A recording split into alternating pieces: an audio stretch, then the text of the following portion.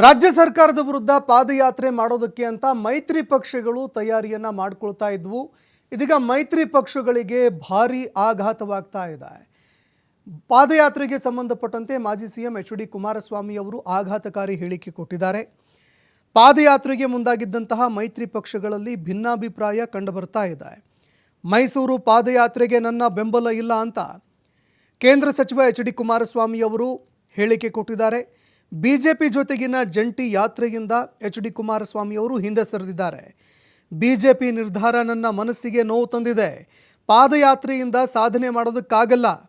ಪಾದಯಾತ್ರೆಗೆ Preetham Gowda ಮುಂದಾಳತ್ವಕ್ಕೆ H D. Kumaraswamy ಅವರು ಗರಂ ಆಗಿದ್ದಾರೆ. ಪಾದಯಾತ್ರೆ ಮುಂದಾಳತ್ವ ವಹಿಸೋದಕ್ಕೆ ಪ್ರೀತಮ್ ಗೌಡ ಯಾರು? ಪೆನ್ ಡ್ರೈವ್ ಹಂಚಿಕೆ ಮಾಡಿದ್ದವರ ಪಕ್ಕದಲ್ಲಿ ನಾನು ಕುಳಿತುಕೊಳ್ಬೇಕಾ ಅಂತ ಕೇಂದ್ರ ಸಚಿವ ಎಚ್.ಡಿ. ಕುಮಾರಸ್ವಾಮಿ ಅವರು ಕಿಡಿಕಾರಿದ್ದಾರೆ. ನೋಡ್ತಾ ಇಲ್ವಾ, ಇಷ್ಟೆಲ್ಲ ಕಂಡು ನಾವು ಇಂಥ ಒಂದು ಸಂದರ್ಭದಲ್ಲಿ ಯಾವುದೋ ಒಂದು ಪ್ರಕರಣ ಇಟ್ಕೊಂಡು ನಾವು ಪಾದಯಾತ್ರೆ ಮಾಡ್ತಕ್ಕಂಥದ್ದು ಜನಸಾಮಾನ್ಯರ ಮನಸ್ಸಿನಲ್ಲಿ ಏನಾಗ್ಬೋದು ಅಂತಕ್ಕಂಥ ಹಿನ್ನೆಲೆಯಲ್ಲಿ ನಾವು ತೀರ್ಮಾನ ಮಾಡ್ಕೊಂಡಿದ್ದೇವೆ. ಜನರ ಒಂದು ಭಾವನೆಗಳು ಇವತ್ತು ಅವರ ನೋವಿಗೆ ನಾವು ಸ್ಪಂದಿಸಬೇಕಾದಂಥದ್ದೇನಿದೆ. ಇಂಥ ಸಂದರ್ಭದಲ್ಲಿ ರಾಜಕೀಯವೇ ನಮಗೆ ಪ್ರಾಮುಖ್ಯ ಅಲ್ಲ. ಇವತ್ತು ನಮಗೆ ಹಲವಾರು ಕುಟುಂಬಗಳು ಬೀದಿಗೆ ಬಂದಿದ್ದಾವೆ. ನೂರಾರು ಹಳ್ಳಿಗಳು ಉತ್ತರ ಕರ್ನಾಟಕದಲ್ಲಿ ಜಲಾವೃತವಾಗಿದೆ. ಇಂಥ ಸಂದರ್ಭದಲ್ಲಿ ನಾವು 10 ದಿವಸ ಪಾದಯಾತ್ರೆ ಹೋದರೆ ಅದು ಯಾರು ಮೆಟ್ತಾರೋ ಗೊತ್ತಿಲ್ಲ. ನಮಗೆ ತೆಗೆದುಕೊಳ್ಳದೇ ಇದ್ದಾಗ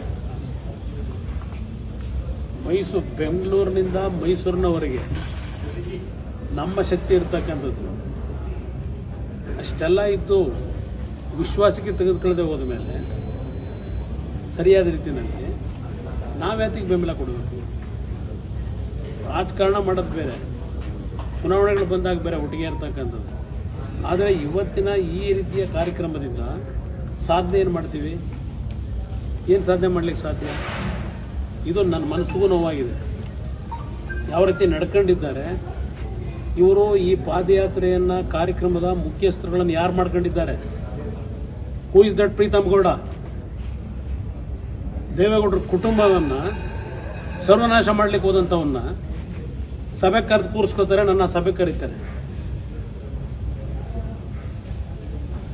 ನನಗೂ ಸಹಿಸ್ಕೊಳ್ಳಿಕ್ಕೆ ಒಂದು ಇತಿಮಿತಿ ಇದೆ. ಯಾರ ಕಾರಣ ಆ ಪೆನ್ ಡ್ರೈವ್ಗಳನ್ನ ಬೀದಿ ಹಂಚಲಿಕ್ಕೆ?